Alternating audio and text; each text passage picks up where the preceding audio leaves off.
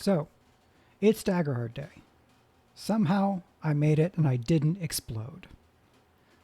I've been waiting for the game to come out for quite some time, right? We had the open beta last year, and then work continued, and I kept doing stuff on it kind of through the time when it was to the time when it was kind of out of my hands, and then more stuff has been happening in terms of going from the the text stuff that I worked on to it's a book, right? It's a book now. It's here. There's a whole box, and then there's a box over here. And so that's extremely cool. I got my contributor copy last week on like Thursday, and it's prettier in person than I even imagined. Everybody on the team who worked on the physical production of the book, and especially this limited edition, should stand up and take a bow, or collect their flowers and their roses. Be proud and happy with what you did because it was amazing.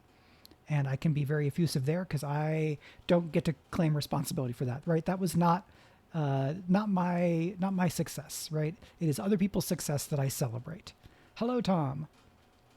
So that's extremely cool.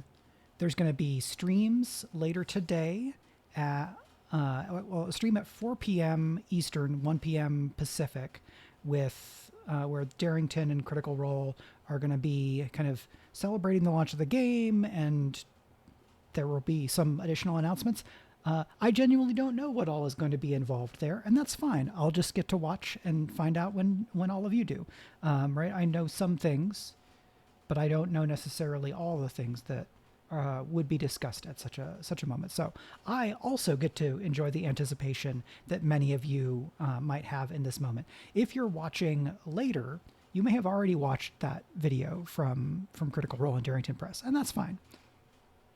You in that way have one up on me, but with time travel. And so that's all cool. At noon Pacific time, 3 p.m. Eastern, the first of the kind of learn to play resource videos that Critical Role and Darrington Press are making will go live to watch. And there's going to be like four of those this week, and then at least one next week. And these are going to kind of introduce the game in little bits and pieces so that you'll get more focused material, right? If what you really want is a video that's about GMing the game, right? That'll come as one thing. And you can find all of that stuff by going to the critroll.com and looking at kind of the schedule and video listings for this week, because they give the breakdown for like the first week of Daggerheart stuff. So that's happening later on.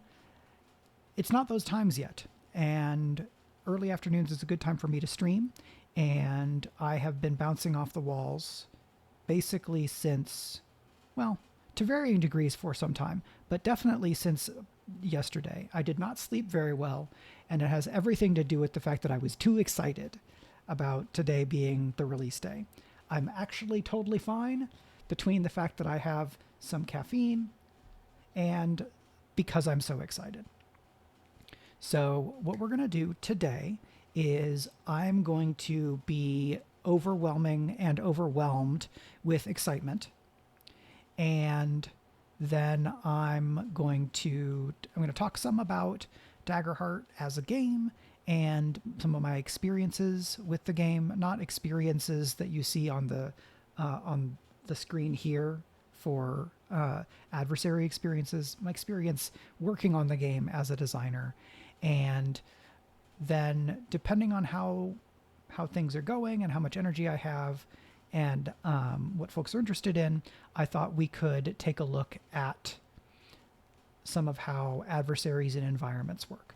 So what I'm going to do now is I'm going to try and jump over to my other screen and see if this works. Okay, you should still be able to see me. And if there's something wrong, I'm hoping that people will let me know, because I don't think you necessarily need to look at that adversaries and environments page from the SRD for like an hour or so, if I'm mostly just kind of like talking to you all about the game and like what I did on it and my experiences. In the look that I had through the community gaming license that was just updated for Daggerheart, basically what I took away from it is if you're going to show stuff from the game, you should show stuff from the SRD. And so that's what I'm going to do today.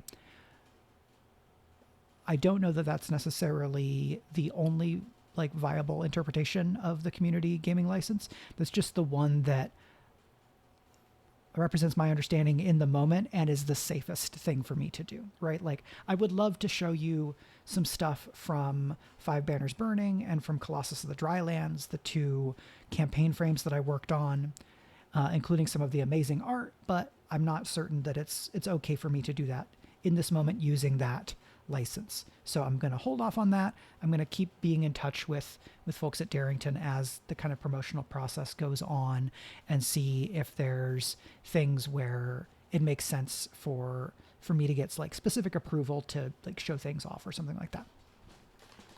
But because this is a big to-do and involves a lot of people and a bunch of moving parts, I'm just doing my best to kind of align what I'm doing with what the Darrington Press team is doing so that things go the best that they can. Thanks so much, Andrew. Very good to see you. I have not looked at a regular edition of the book just yet, right? I've got the limited edition that I'm very happy to have. The limited edition is super gorgeous, but it is, notably more money. I think you get a lot in it, right? Because there's the GM screen, all of the character sheet, rip pad material, you get dice, you get the play tokens and things like that. So all of that is really nice, and the box is cool, and this cover for the game is pretty stunning, if I'd say so myself. This is by Dominic Meyer. And it's very cool. It has two ribbons, right? There's a purple and a gold, right, for Hope and Fear. So that's very cool. I will probably try to pick up a standard edition just to have something else for my bookshelf. Because if we look over here, over this way, this is my, here, let me do it this way. Nope, I can't mirror.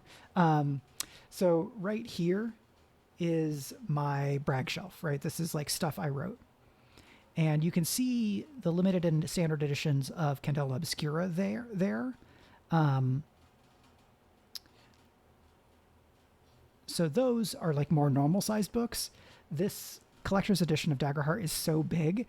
And the way that the box is structured, I kind of don't want to put it on its side on a shelf. So I'm displaying it right now in this, in this way. It's just kind of on the shelf. So Andrew, I know that a lot of people have been doing flip throughs and their unboxings. I'm probably not going to do that just because I'm going to err on the side of on the side of caution. This is not to say that other people should or shouldn't do what I'm doing. This is just what's going to work for me for today.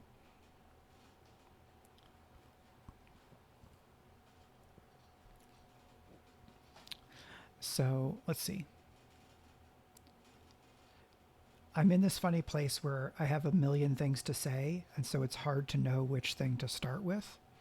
And that's a fun place to be. I don't know that it will hurt the structure, Music Gamer.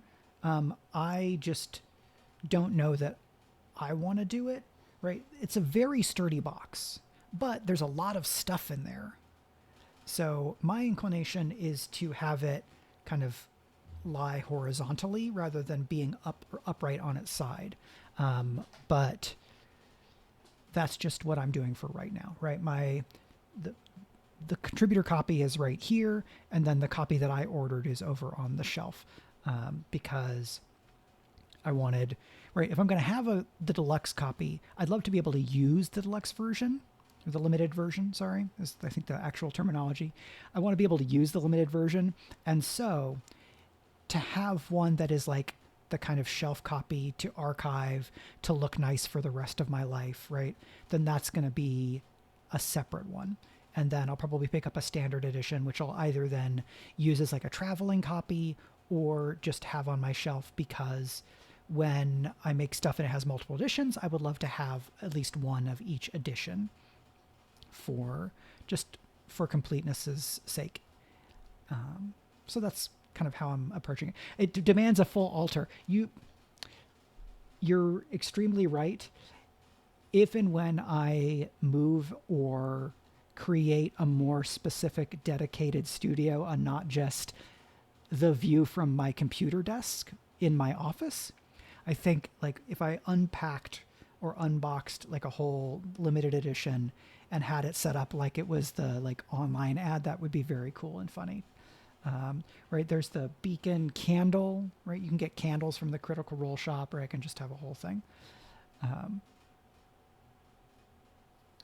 So I talked some on Blue Sky about the game and some stuff that I did, but I'll go ahead and recap it here for all of y'all.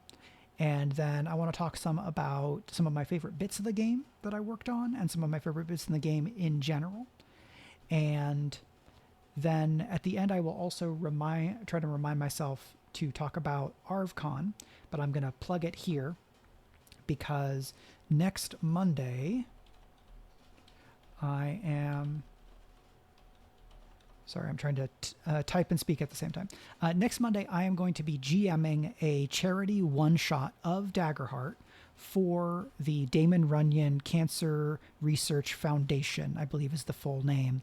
My friend Gregory A. Wilson, who's a fantasy and science fiction writer, we co-hosted Speculate together for a number of years. Greg and I go way back. For the last few years, I have often GM'd a special one-shot for his charity convention, ArvCon, as in Arvin Eleron, which is the name of his Twitch channel.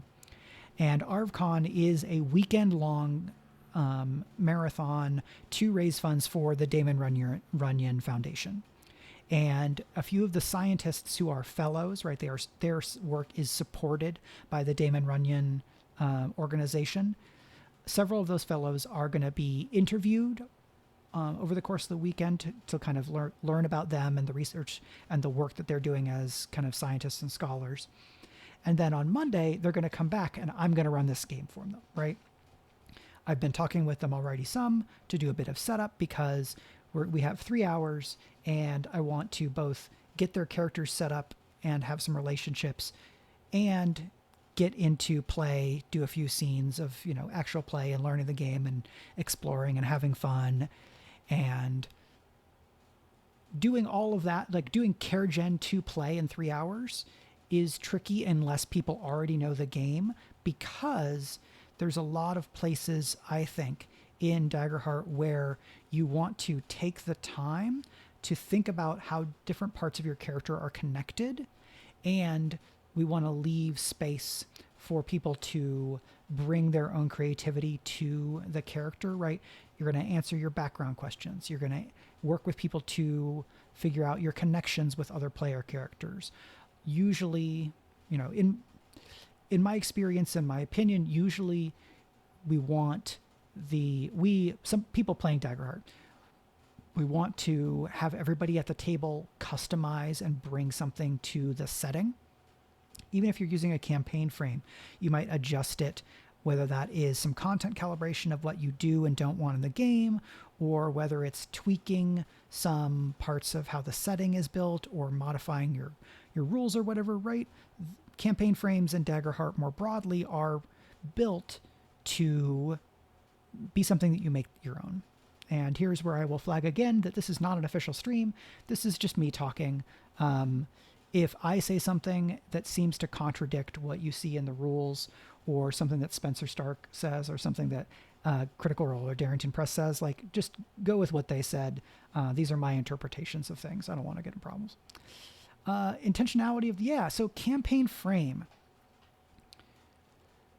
Campaign frame comes from a conversation, or Spencer Stark, the lead designer, kind of is the person who introduced me to that term for this game. I had previously heard and thought about campaign frames as something that shows up in RPGs in my work on what is now titled Let's Go Steal an Ending, the Genrenauts RPG.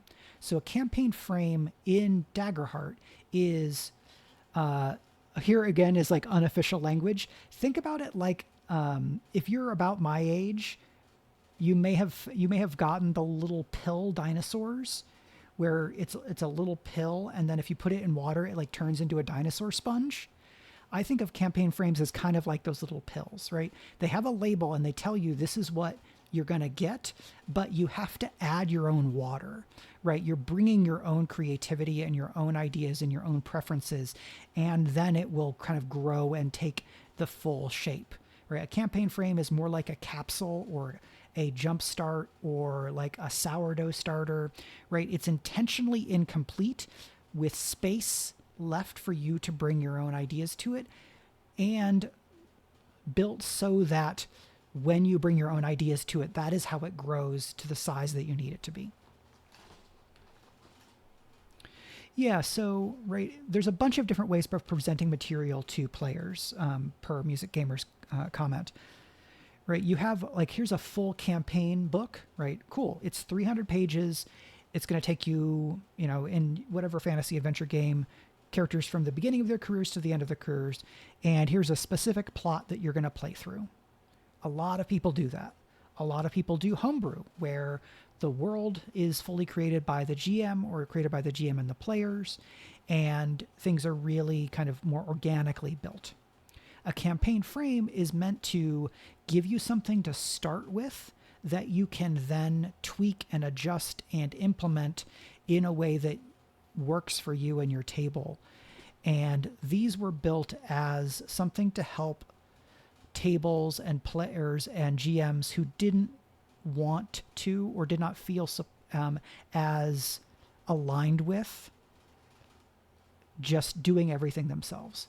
But, and this here again is my specific personal opinion, I don't know that I think Daggerheart is as good a fit for a really fully fleshed out campaign book, because so much of the design in Daggerheart, as I understand it and in my perspective on it, is about the story being about those player characters, and that the narrative agency and creative expression of all of the players together, not just the GM, is what makes the game sing. And it can be hard, depending on the module, to make as much space for yourself and to make those tweaks when you are engaging with something that's like really fully fleshed out and is meant to be interacted with in a specific way, where it's like, here's the story you're going to play through, and how you do it and what happens is ultimately up to you, but a lot more of it is maybe set than you might get in something that's more intentionally loose. The campaign frames, I think, are closer to homebrew than they are to a fully written module, but they're more than nothing, right? And there's maps for the campaign frames, there's custom rules, there's some ideas about like stuff for setting. It gives you touchstones, so that if you're going to pitch a campaign frame to your players, you're like, okay, so the Witherwild is kind of like Legend of Zelda or Nazca Valley of the Wind, or kind of a classic Final Fantasy kind of pastoral fantasy kinds of things, so that you have ways to orient potential players to some of what the vibes or expectations of that campaign frame may be. Yeah, right. Like a multi-hundred page campaign book can really be overwhelming. The campaign frames, partially to I think to save space, right? The campaign frames are not really big. The longest campaign frame is, I believe, Colossus of the Drylands. It's also the one that is marked with the highest level of complexity. In the campaign frames, we rate the complexity from 1 to 4. And what that represents is it's a signal to GMs and players of how much homebrew you're likely to have to do, and how much that campaign drifts from the default subgenre and tonal expectations of Daggerheart. Right, at its core, Daggerheart is a heroic fantasy adventure game about characters who work together and fight against incredible odds and kind of do big damn hero stuff. Right? It is heroic fantasy rather than sword and sorcery. It is adventure fantasy, heroic fantasy rather than grimdark. Well, Age of Umbra, the campaign frame that co-designer and Critical Role co-founder Matt Mercer wrote, that's a complexity 3, I think. Don't quote me if I might be wrong here. I think it's a 3, because it is grimdark, it is higher lethality. There are rules about there are rules to make the game, like that campaign, harder. Right, monsters hit harder. There's more ways that player characters can kind of suffer loss. And there's a mechanic about like you have to keep watch, because every time you have downtime, a short rest or a long rest, the GM will roll a d12, and most of the results on that chart are the GM gains fear and or gets to spring a surprise on you.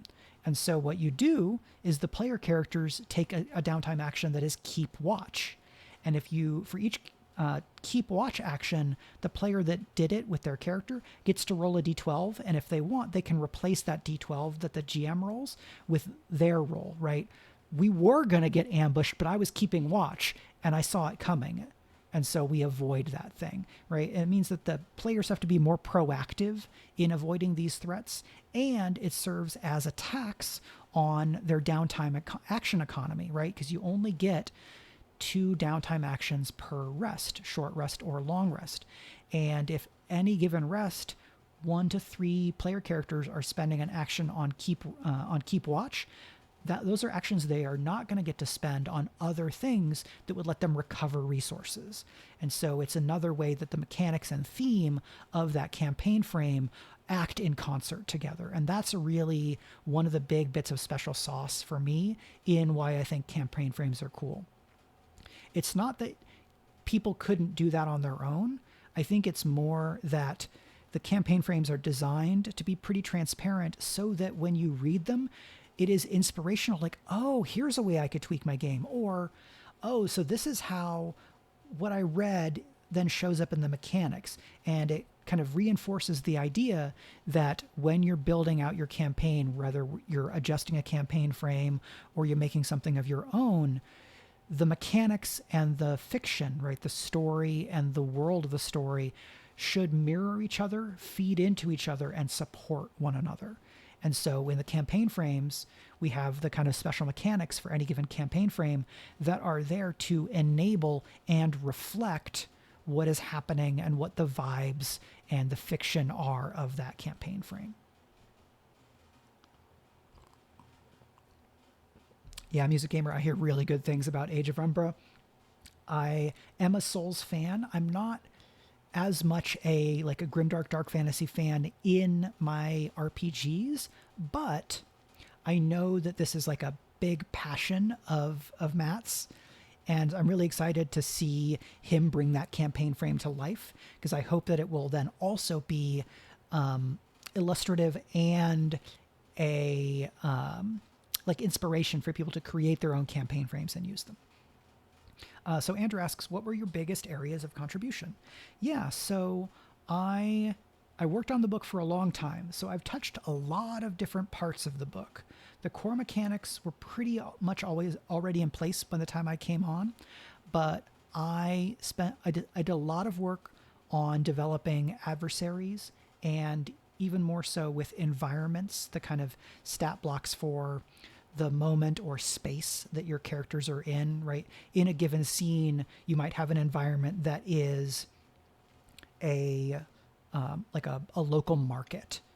And in that market, in the same scene, there's a pickpocket. And when you're making moves as a GM, you could make moves through the pickpocket, or you could make moves through the environment, and they can support each other. So I really love environments.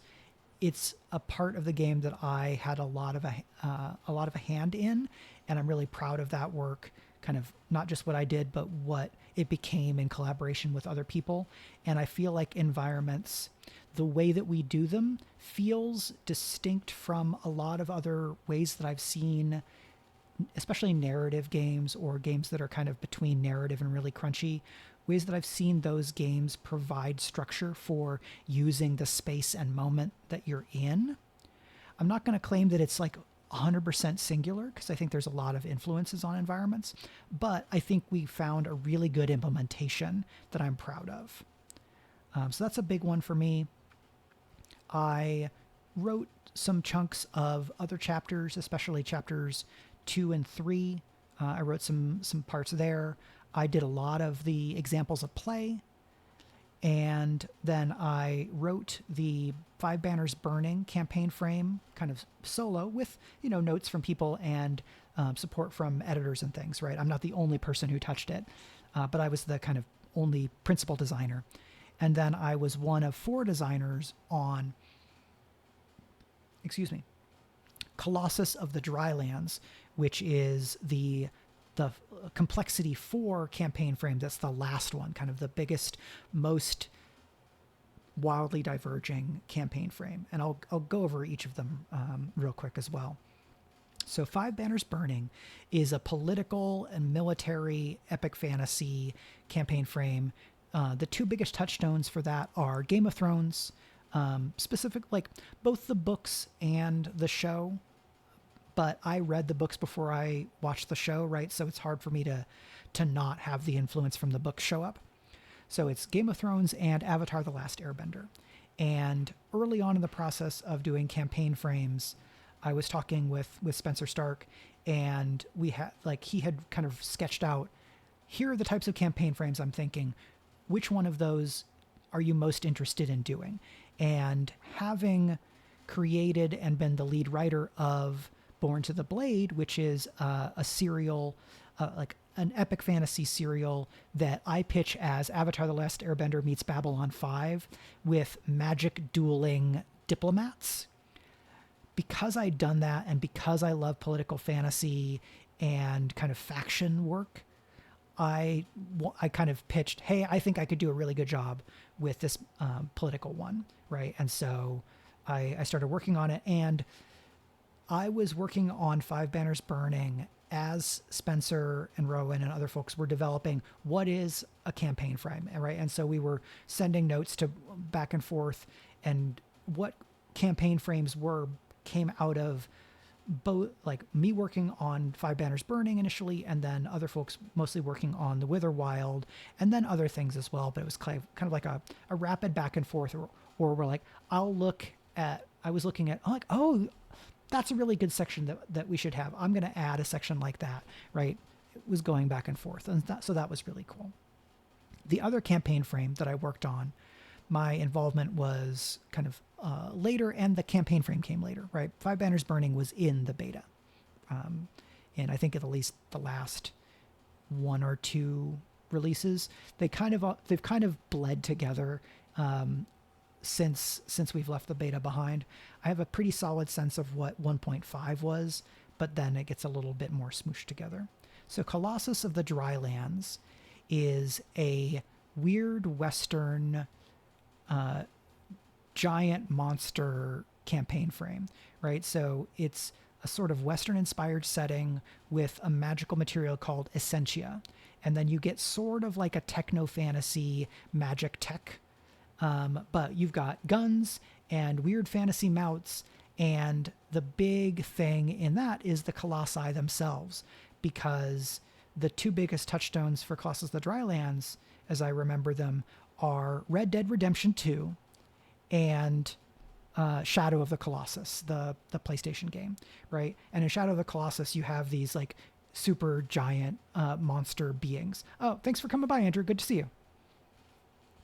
And so in Colossus the Drylands, you get these colossi that emerge from the earth, and they are kind of created by / influenced by the kind of big bad of the setting, which is kind of like a fallen outer worlds god who is trying to gather power to rise up and kind of drench the world in blood, kind of apocalypse sort of cosmic horror-y kind of thing. But we get these colossi, and the colossi are guarding stuff that is gathering power for the big bad, right? And then your characters have to go and fight the colossi. And the thing that's super cool, or one of the things that's super cool about Colossus of the Drylands, is that the colossi are so big, they have several stat blocks, right? There's a core stat block that gives you basic information about this being. And then if you have like a big ape-like colossus, like we do in Ikari, which is one of the tier 1 colossi, you go, okay, so there's the head, that's a stat block. The torso is a stat block. The arms are each stat blocks, and then the legs are stat blocks, right? And so you would take like index cards, and you'd write like leg, torso, arm, head, and you'd arrange them, and then people would like take their minis, right? And you'd move around on the Colossus, because unless you have a creature shop where you can build a miniature that's 20 something inches tall, the way that you are going to probably represent your Colossi is by having it laid flat with these different cards. Yes, you could absolutely have a fight just on one part of the Colossus, right? And each part of the Colossus has features that it can use or that apply to that part, right? And so you might have the arm, and the arm has a particular type of attack, but this arm can't punch my wrist, right? So I can't punch PCs with this hand on that same arm. I have to use a different part of the body to try to like slap them off, right? Or I might have a feature that's like shake off, and I spend a fear or stress or whichever it is for this Colossus, and then everybody who's on it has to make like an agility reaction roll, and if they fail, they get thrown off, right? And they might fall most of 100 feet and take some damage. And so just the scale of the battle is so much larger. And because each body part has its own stat block, this is a way to truly have a solo versus party fight, even with a decently sized party, because these are meant to not just be adversaries that can present a challenge without support or without much support or as the kind of core part of a fight. A Colossus is a fight onto themselves for a full party, right? That's how they were designed. And instead of having Relentless as a whole thing, each segment of a Colossus can act during a GM move, right? So if I have 3 fear and I get a move from a player rolling a failure, I get a first move. Okay, I'm going to use this arm to punch you down on the ground. Then I'm going to spend a fear and use the other arm to try to smack one of the characters off my head, right? I'm going to try to like smoosh them. And then I'm going to use another fear, and I'm going to activate the leg, and I'm going to try and stomp on another character, right? And between this and other things, we have tools for the Colossi to really feel like dangerous threats without necessarily being automatically overwhelming for player characters, right? There's a variety of features that push the Colossi toward being able to land a blow or make a meaningful hit or make a notable change to the scene each time the GM gets to take a turn. Because what can happen if you have, this is like an action economy thing, right? If you have one adversary and they can activate once in a GM turn, okay, maybe they have Relentless, they can activate a second time. But then 3 people roll Success with Hope in a roll, and the adversary is kind of getting beat out in action economy. Okay, so we've got Relentless, and we have the fact that the Colossi can take an action, that each segment can take the spotlight once per GM turn. That's a lot of fear, and so we have ways for the Colossi to generate fear. So my involvement in Colossus of the Drylands was very solidly on developing and iterating and refining how the Colossi work, right? I ran playtests with my NDA'd home group. I, took index cards and wrote things out and tried to figure out how stuff would manifest. And, right, Spencer would be doing stuff with the folks in person, and then we'd check in about how stuff was going, and it was a very fun way to try to push the system beyond what we had asked it to do before, right? There are adversaries in the core book that have phase changes, right? The dragon, the volcanic dragon has 3 phases, right? Like a Souls boss or a video game boss. There's one other adversary in the core book that has a phase change, and phase changes are something I'm looking to do in like my third party stuff that I do, right? Because it's something that shows up in the media that I draw inspiration from, in mostly video games. But a phase change is also a great way of taking a fight and making sure that there are big changes and moments within that fight. You go, okay, here's this enemy is kind of the boss for the arc, so I might take their stat block, and then, okay, if they have 9 hit points total, maybe I split it into 2 stat blocks, and the first one has 5 hit points and the second one has 4 hit points, and then I make a phase change that when the first phase marks their last hit point, here's the move that happens. We bring in the second phase. They get to take the spotlight immediately. We represent how the adversary has changed or how their attitude has changed in the moment. And it gives us like a reversal or a big shift in the scene to avoid what can happen in fight scenes that don't have enough different stuff and enough different change of like polarity or other changes of state, where it feels like it's just a slog, right? I attack, I do X damage. They attack, they do X minus 2 damage. I attack, right? You just back and forth, and it doesn't feel like it's as exciting and moving and emotionally intense as you might want a fight to be, right? We have ways within adversary stat blocks to try to make fights dynamic. We have environments to try to make fights dynamic. We give player characters a variety of features that they can use to try to keep fights dynamic. The shift and the ebb and flow of resources like hope and fear and stress and armor give you variety and flow and rhythm to combat. And so that's a variety of things. As I expected, talking about one thing led into another thing, right? I'm still actually answering Andrew's question, even though Andrew has left, and that's fine, because Andrew has lots of things to do. We talked earlier this week. So yeah, I worked on 2 campaign frames, kind of mostly solo did one, contributed to another. The Colossus of the Drylands was working with Carlos Cisco, Spencer Stark, and Rowan Hall. Carlos is another freelancer who is a designer and contributor on Daggerheart, and it's been very fun to get to work with and chat with Carlos, in addition to working with Spencer and Rowan, who I had kind of met earlier and worked with a bit when I did stuff for Candela Obscura, right? And Carlos did a lot of work on the locations that showed up in the beta, but then we got to work more directly together on a campaign frame with Colossus of the Drylands, and that was very cool. And so look for other stuff that Carlos has done. I think in the second issue of the Horizons magazine, he has some additional kind of player options for Candela Obscura, which is very fun. So you should check that out. Okay, other things that I did.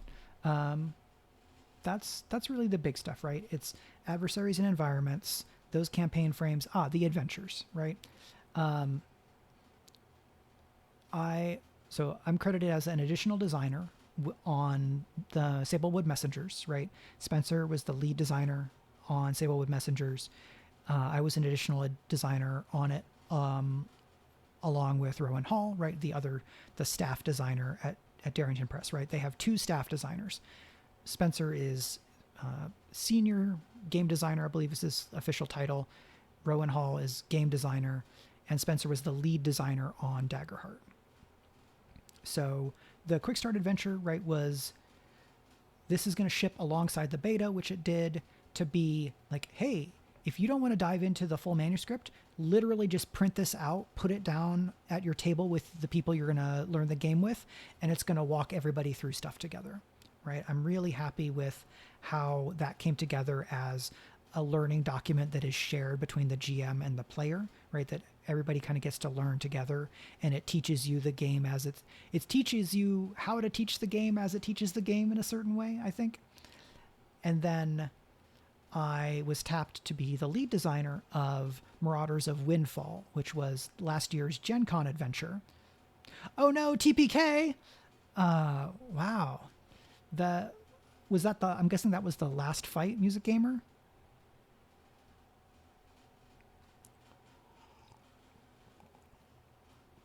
Yeah, those, the kind of bigger enemy in that last fight can be really rough, especially if you have a hard string of dice rolls, right? And the GM is getting to act more often. Well, shout out to the tree. Yeah. Shout out to those PCs. Hey, Pete. Good to see you. I'm pretty sure this is someone I played a game with a while back. Oh, look. This is gender affirming spam from King Coley.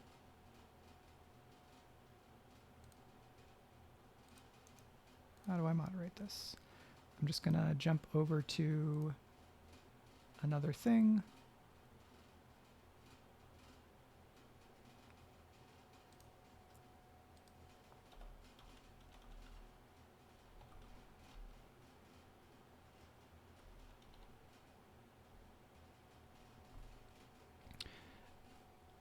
So King Coley, if you're not actually trolling, I'm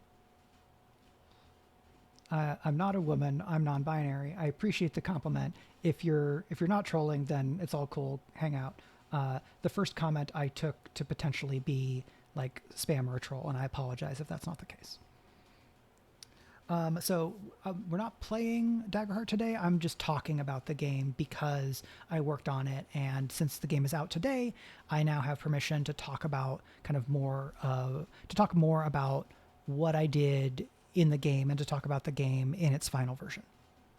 Yeah, so I was talking, kind of giving an overview on the different things that I did contributing to the game.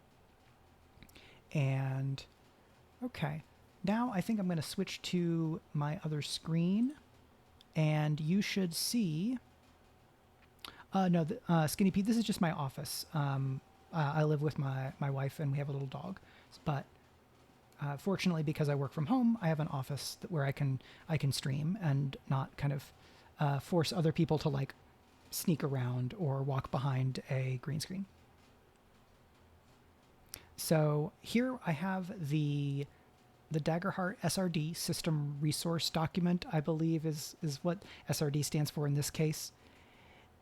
So this is a document that you can download right now without having to buy the game. And what this is the parts of the rules that are needed to be able to make your own Daggerheart material, right? Design your own adversaries, design your own environments, create new campaign frames, build new subclasses, new classes, domains, or whatever.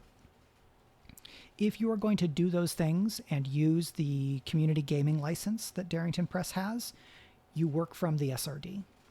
So all of the material, or I believe everything that's in the SRD is in the core book, but some of the things in the core book are not in the SRD. And the stuff that's not in the SRD is most of the campaign frames and a lot of the like flavor and fiction stuff. The SRD is really like the condensed rules. And then you use the SRD if you're going to make your own Daggerheart material to sell or to give away, right? That's how the license works. You have the license, and the license says use the SRD. And then you reference the SRD, and then you can publish your own stuff. I believe that the Darrington Press and Critical Role folks may go over this in their stream this afternoon. I'm not totally sure. If they don't, then just kind of refer back to the material on the Darrington Press website. So right after the stream, I'm going to go and watch the the kind of learn to play video to see how they're presenting it, and then watch the live stream. And then I'm going to come back to the SRD because I'd already taken some kind of rough notes of things that I wanted to work on. And later this week, when I stream again, I thought it might be fun to try to do some homebrew live on the stream with folks. So that's currently the plan, but that's not going to be today. What we'll do today is to just look at some of the basics of how adversaries and environments are built in Daggerheart for folks to take a look at, because I think there's been more like public material about the duality dice hope and fear system and about the way that the game kind of manages the flow of play back and forth between players and GMs and things like that. And because I spent a lot of time on it, adversaries and environments, I thought it would be a fun place to put my focus for today, using the materials that I know it's okay for me to be streaming. So here, if you're mostly listening, this is a time to pull up your screen on Twitch or YouTube or wherever and to see what we're looking at here. So this is the start of the adversaries and environments section in the SRD. One of the first things to note for Daggerheart is that both adversaries and environments have types, and we give these types to help GMs know what role the adversary or the environment plays in the scene, or what role they are best equipped to play, right? And so we see, if I go down here, there is a social adversary type. These adversaries are meant to best present challenges around conversation instead of combat, right? A social adversary might be a haggling merchant or a courtesan or a indignant noble, right? You probably don't have to worry about a one-on-one fight between your character and a merchant, unless that merchant is like a merchant warlord prince. But what a social adversary can do is can make problems for you interpersonally, right? Socially, they might interact with factions. Hey, Triffity Mats, thanks for coming by. Hope you enjoy the VOD later. Good to see you. So a social adversary is going to show up maybe in a different time or in different types of scenes than other adversaries would. But Daggerheart flows really easily back and forth between combat and non-combat interactions. And so you might have like a group of bandits roll up on the player characters, and among those bandits there is an adversary who's a social type, right? That's the person who's kind of like the stand and deliver, right? We don't want to have to hurt you. Like the person who tries to browbeat or convince the people that the bandits are robbing to just play it cool and nobody gets hurt. And then the player characters can have like banter with the social adversary, and maybe they don't even need to have a combat, right? They might be able to browbeat the bandits rather than the bandits intimidating the player characters. But if I have a group of bandits show up and they are all bruisers, skulks, standard, and maybe a support, none of those are necessarily designed to be used as an interpersonal challenge in the way that a social adversary would be, right? And we have a bunch of different types of adversaries, and having social both signals to players and GMs that there are times when the adversaries you face are social, right? Or that the challenges you face are social. And it's a way of helping GMs mostly understand and utilize a spread of adversaries for different functions, right? The other types are bruisers. They are meant to be tough and hit hard. Hordes, groups of adversaries that act together as a single unit. Leaders, who are kind of, lieutenants or boss adversaries. A lot of what they do is command or manipulate other adversaries, right? I'm going to spend one resource and then get to have several people move and take the spotlight, right? Because they are leader commander type characters. Leaders often tend to be pretty tough on their own as well. Minions are kind of like disposable adversaries. that are mostly there to fill up a space if you want to project threat, or and what they do is they let player characters and players satisfy the fantasy of like carving through a bunch of kind of low level enemies because of the special rules with minions. Minions and some other stuff in the way adversaries work in Daggerheart are definitely informed by both Dungeons and Dragons 4th edition, which had adversary types, and the design from Flea Mortals by MCDM, which is a 5th edition kind of third-party supplement that took some stuff from 4th edition but then iterated in some ways. When I was working on adversaries, I was consciously drawing both from 4th edition design and Flea Mortals, right? And so I suggested that we reference both of them. We were already referencing D&D, but one of the things that I'm really happy with in the game is that our acknowledgements and touchstones section of the game is really thorough, because then we're able to shed spotlight on games that maybe people might not know about, whether they're newer games or older games. And we're just being really transparent about where a lot of this influence is coming.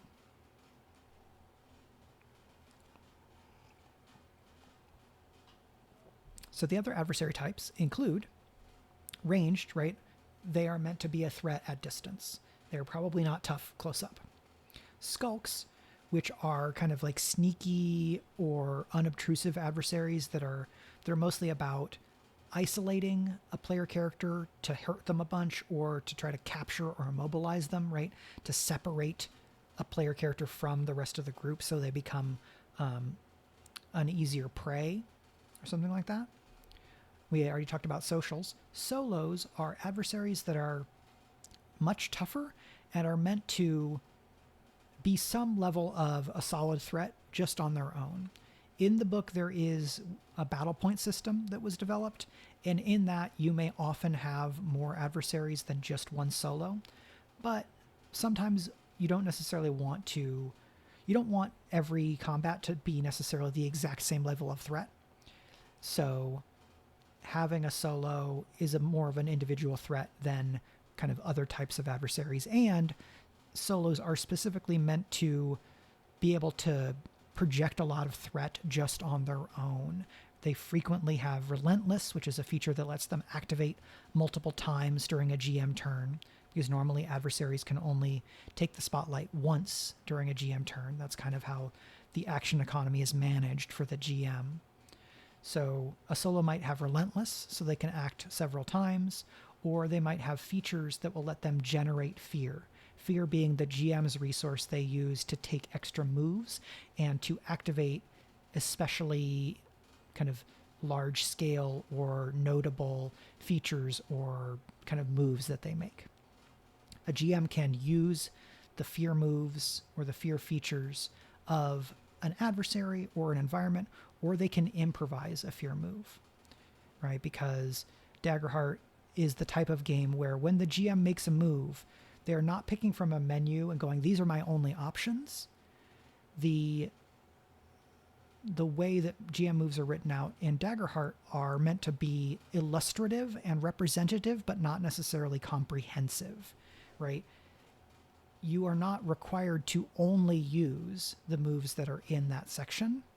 Many moves you make might be able to be described as one of the other moves, but the GM is left with a lot of flexibility in deciding what move they want to make to kind of keep the story rolling forward, introduce a consequence that's appropriate to the moment, and things like that. So the last two types are standard adversaries, which are basically a standard adversary it's one of those, right? They are a rank and file of whatever faction or group they come from. It just worked out to have a standard type because that made it easier to then have other types that were distinct from them. And sometimes a standard adversary is really useful because you want to fill out the ranks, but you don't want them to necessarily be a horde or a minion. And standard adversaries are often a little bit less complicated than some types of adversaries because they do what they say on the tin, whereas some other adversaries can be a little sneakier or wackier with their features. And that's not necessarily always the case or essentially the case, but it's something that can happen. And then support adversaries are about buffing their allies and debuffing or disrupting the player characters, right? A support adversary might like put up a zone of darkness that you can't see through, or they might make a character immobilized, right? They're restrained so that they can't move around on their own until they break that condition. Or a support adversary might like kind of raise an aura of undeath, and then all the undead around them like do more damage or something. Support adversaries overlap with leaders in that they both can have like buff type features that they do, but a leader is like kind of in a stronger, more dangerous category on their own, whereas a support is usually only going to be as dangerous as they can be when they are deployed alongside a variety of other adversaries, right? If you put like 3 sorcerers out in a fight and they don't have anybody who can like mix it up in melee, then when the Minotaur comes charging along, they're going to have a hard time, right? You want a balance and a range of different types of adversaries, and you want some kind of balance and thought about composition in your party. So in lieu of doing like a full multi-hour or hour plus long video on adversaries, I think I'm just going to scroll through. So here's that battle point system, right, where you build encounters. I'm going to scroll through to some adversaries that I think are especially fun. So here's an example of a social adversary, the courtier, right? So they're tier 1 social type. Here's their description: an ambitious and ostentatiously dressed socialite. Adversary write-ups give you their motives and their tactics, right? This helps you to play and represent those adversaries most effectively based on how they are designed, right? What they are designed or set up to do. So a courtier is meant to discredit, gain favor, maneuver, and scheme. And when in doubt, if you're trying to make a move for one of these adversaries, you can look at motives and tactics and then think, how does that manifest in this moment? A courtier, right? Their difficulty is 12, which is not low for a tier 1 adversary, because so their social adversaries used to work a little bit differently, and experiences for adversaries used to work a little bit differently. In this final version, adversary difficulties tend to be a little bit higher as a default because adversaries have to spend fear to utilize experiences. Earlier in the beta versions, a courtier might have been like difficulty 9 because they're not much of a problem in a fight, but then they have the experience socialite +5, and whenever you engage with them and socialite would be applicable, their difficulty would be 14 because it'd be 9 plus that 5. We don't do things like that anymore. So the average difficulties went up, and then the bonuses of experiences went down, so that if I'm engaging with a courtier in a duel, their difficulty 12. If I'm engaging with them in a duel of wits, the GM can spend a fear and apply the socialite experience, and so their difficulty would be 15 instead of 12. And I could maybe the GM could maybe use socialite in a duel, but then the GM is describing how experience manifests in the same way that players are asked to describe how experiences manifest.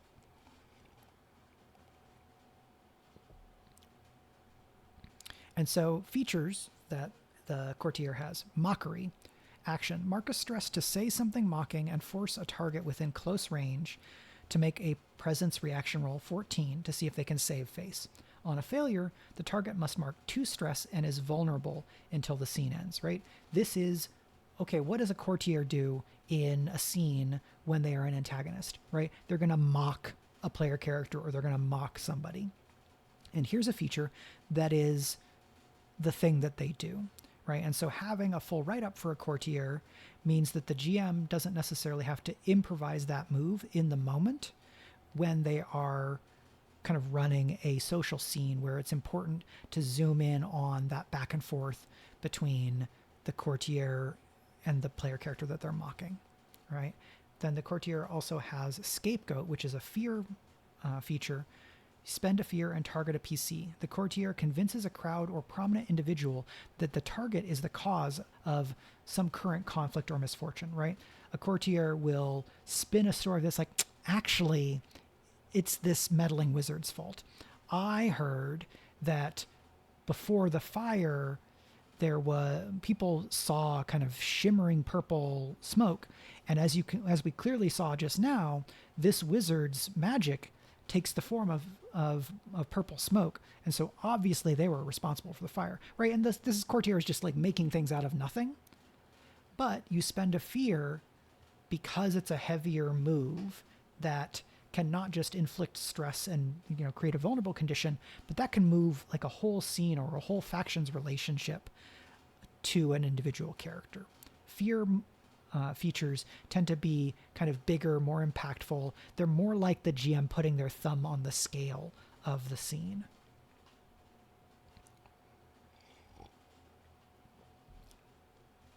So now let's go look at a solo. We've passed a solo, but I'm not going to go back. We have some bandits. Okay, fire elemental. So this is a minor fire elemental. You'll notice that they have more features than a lot of the other adversaries because you might often have them be the only adversary that you're managing in that scene. And so it's easier to be able to pick between 5 or so features when it's not five features here and then 3 or 4 features each for each of like 4 other adversaries. Thanks for coming by, Music Gamer, and thank you. The day has been great, and it's nowhere near done just yet, so I'm very happy. Okay, so yeah, so we've got the fire elemental, right? And they do an elemental blast of fire. They are relentless, which is that feature that will let an adversary act more than once in a GM turn. You spend a fear to take that extra move. Scorched earth, right? This is where the elemental kind of burns a section of the field, of the location or the environment. Mark stress to choose a point within far range, and then the ground within very close of that point bursts into flames. And every creature within that area has to make an agility reaction roll to like try to dodge out of the way. And if they fail, they take some magic damage, and targets will take half damage, right? You're still going to get a bit burned because the whole area went up in flames. Right? This feature has some parallels in other fantasy adventure games and in how it kind of manifests, right? Enemies trying to do a bad thing, you get a chance to try to avoid or mitigate it, and then you have one result on certain types of you get some more damage if you fail, and you get some damage if you succeed. Explosion is basically an AoE attack. This is an attack instead of the reaction roll, so it's about the fire elemental's ability to hit more than about the player character's ability to dodge. Consume kindling is a reaction, right? So the GM can use that kind of whenever the prompt says, not just when the players roll with fear or roll a failure, right? Up to 3 times per scene, when the elemental moves onto objects that are highly flammable, consume them to clear an HP or a stress, right? The fire feeds, and so it makes the elemental stronger. And then momentum is a reaction. When the elemental makes a successful attack against a PC, you gain a fear, right? So this momentum ability is a way that this solo in particular and adversaries in general can kind of put the pressure on player characters, because if I attack with the elemental and I hit, I get a fear. Well, I can instantly turn that fear into another turn. because this elemental only has Relentless 2, I can't do like a big infinite loop, right? I can't go, well, I attack with the elemental. I hit, I gain a fear. I attack with the elemental. I hit, I gain a fear. I attack with the elemental. No. This one can only act twice during a GM turn. Momentum is pretty rare outside of solo and leader adversaries, right? It's one of the things that can make certain adversaries especially dangerous because it can generate more moves, more turns, effectively. Not GM turns, but more GM moves compared to other types of adversaries.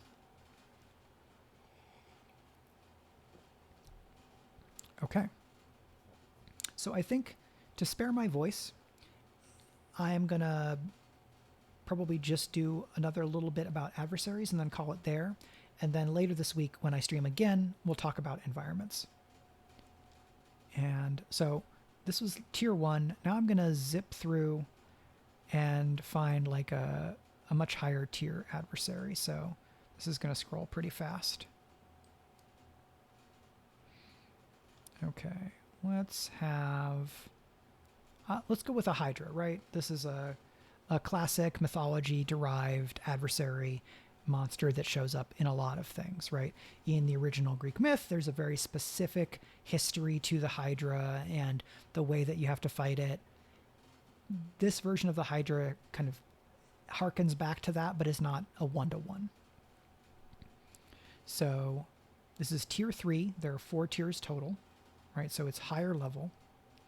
Difficulty is 18, so notably higher than some of the ones we've seen before.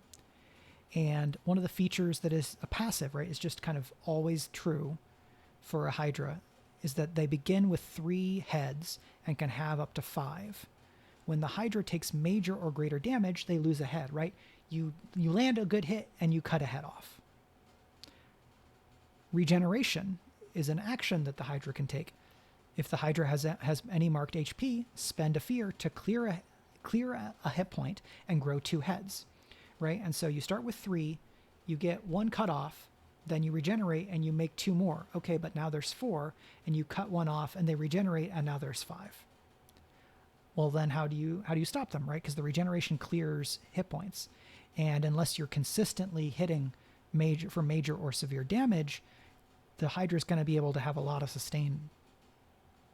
Well, the magical weakness feature says that when the Hydra takes magic damage, right, so there's physical damage and magic damage.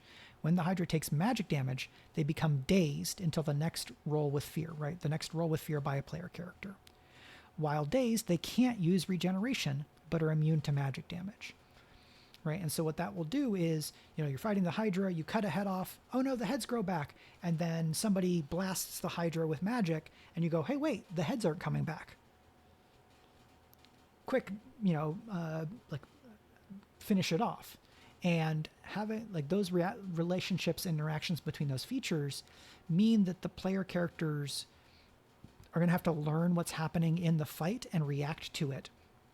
So that is one of the ways that a combat with a Hydra is going to have some surprise or some variety to it, right? You attack them, you cut a head off, they grow heads back. That you try to figure out how to stop them from regenerating. You hit them with magic, and you know that the heads don't come back, but they're not taking damage from magic, and so you switch to physical.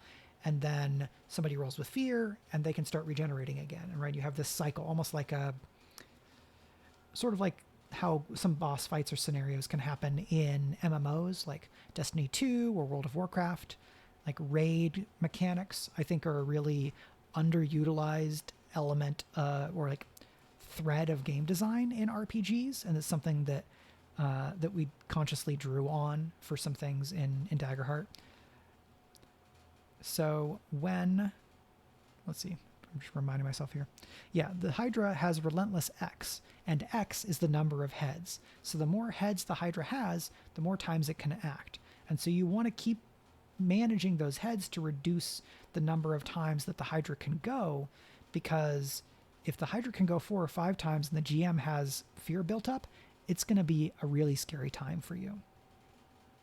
And so the number of heads and the gaining and losing of heads interacts with a number of elements of the game, and it can help build some of that sense of a fight being back and forth when you're interacting with an adversary whose like vulnerabilities or weaknesses you don't necessarily already know, right? A lot of people who play RPGs know what a Hydra is and what you need to do when fighting a Hydra, but the player characters don't necessarily automatically know all of that.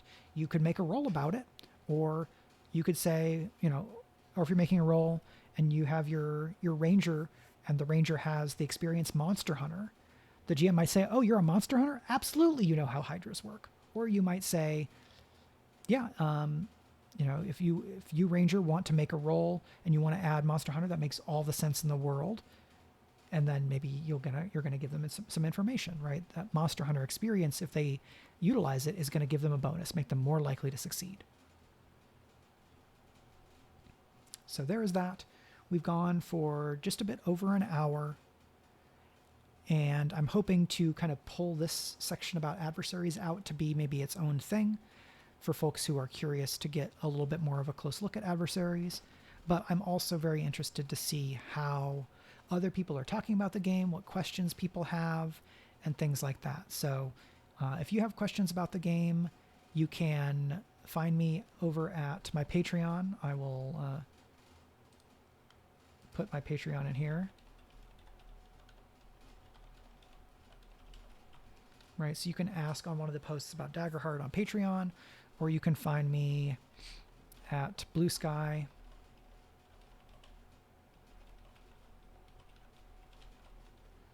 And I'm going to remove the @ because it's not that. Right, so you can find me on Blue Sky and ask questions there. Hi, the kids are asleep. Yay, game day. There's lots of places where you can ask questions about Daggerheart, right? If you want to go onto the Darrington Press Discord, you can probably ask there. You could ask on the r/Daggerheart Reddit. If you're a Beacon subscriber, there's a Beacon Discord, right? I'm certainly not the only person who can answer questions about Daggerheart, but if you're already watching me, or you're already a fan, or you're already kind of in this community, then I'm happy to be the person to try to answer some questions for you. And then again, as a reminder, I'm going to be running a charity actual play one shot of Daggerheart next Monday at 3 p.m. Eastern Daylight Time. That is a fundraiser for the Damon Runyon Cancer Research Foundation.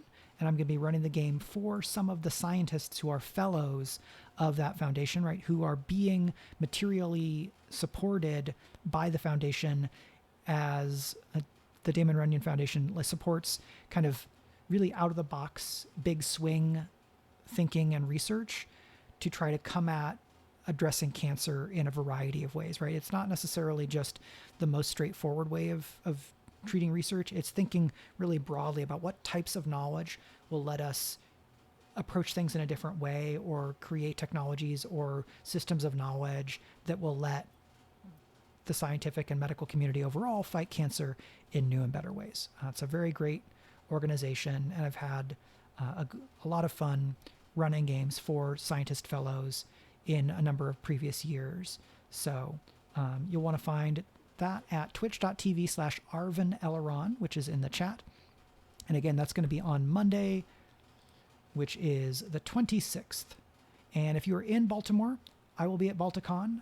You can find me on the programming there, and then I will continue to talk about Daggerheart and work on Daggerheart things as the game kind of gets out there and people engage with it. And I will be releasing some Daggerheart stuff on my Patreon, and then other things I'm going to be kind of talking about here. And I've been talking with some people about some plans, so we'll see how that goes. And then how much I can do of any of this also then depends on freelance work that I get, right? Because if Darrington Press calls me and is like, Mike, we want you to do XYZ, and here's a contract for 3 months, that's less time I'm going to have to work on other things, but it will be really good for paying my rent. So just wearing a variety of hats and juggling different things to just keep my little dog in fancy kibble that is better for his dog health. So that's all of that. Thanks so much for hanging out with me today and celebrating the release of Daggerheart. You can find more about Daggerheart if you have not already bought it or researched it or something like that at daggerheart.com. And then later today, Critical Role is going to have a video out that's a learn to play, and there's going to be a live stream at 4 Eastern, 1 Pacific that is celebrating the launch day and talking about some Daggerheart things. I'm not privy to all of what is involved there, so I will be watching too. And I think that's going to be all for today. I'm going to bring this over here, and then I'm going to go to Twitch, and I'm going to see if... Yay, thank you so much for sharing that. The kids are asleep. That makes me really happy. Who can we raid? Okay, let's go raid Estelle of Imladris. Because I have not raided them before, and this will be a way to introduce folks here to a cool person that they maybe are not already familiar with. I just have to find the window that's the Twitch interface. Pardon me. Which one of you is the Twitch interface? Where'd you go? Da-da-da, da-da-da. All right, I'm going to switch back to here so that I can look at my windows and figure out where things went. Apologies for this.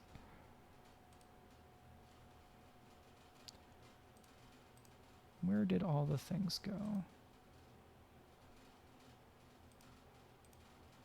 It must be here somewhere. Okay, I'm just going to pull up a new one. We're going to do this. We're going to do that. And now we're going to go raid. Okay. And so,